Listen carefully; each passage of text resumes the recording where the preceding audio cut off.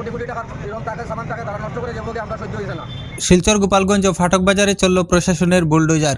শিলচর শহরে অবৈধভাবে ফুটপাত দখলকারীদের বিরুদ্ধে কঠোর হল জেলা প্রশাসন।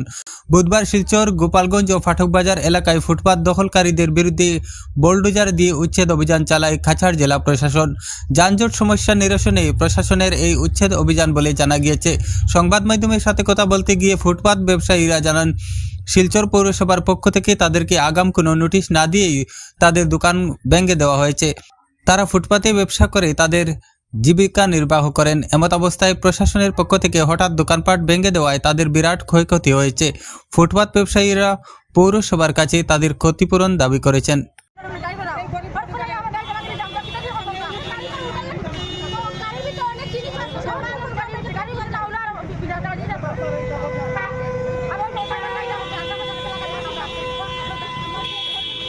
আমরা জানি ফুটপাতের ব্যবসায়ীরা ছোটোমাটো খাটো হয়তো 300-400 টাকা পাই।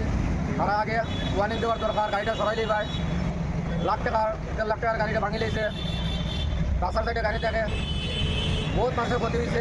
দোকানটা কে দিত কিছু আধা ঘন্টা আগে ভাঙছে, 10 মিনিট আগে ভাঙছে।